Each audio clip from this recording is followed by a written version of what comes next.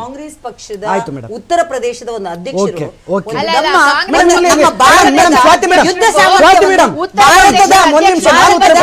ಅಜಯ್ ರಾವ್ ಅವರು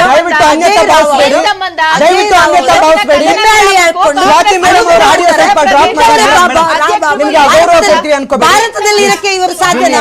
ಇಂಥವ್ರನ್ನ ಭಾರತ ಮಾಡಲ್ವಾ? ಇಂಥವ್ರ ಬಗ್ಗೆ ಏನು ಕ್ರಮ ವಹಿಸ್ಕೊಂಡಿದ್ದೀರಾ?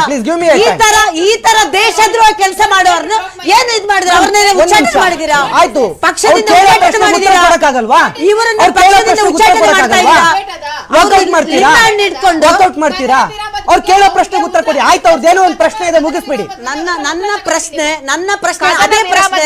ಉತ್ತರ ಪ್ರದೇಶದ ನಾನು ಕೇಳಿಸ್ಕೊತೀನಿ. ಅಟ್ಲೀಸ್ಟ್ ನನಗಾದ್ರೂ ಗೊತ್ತಾಗುತ್ತೆ. ನಾನು ಹೇಳೋದು ಉತ್ತರ ಪ್ರದೇಶದ ಕಾಂಗ್ರೆಸ್ನ ಅಧ್ಯಕ್ಷರು ಅಜಯ್ ರಾವ್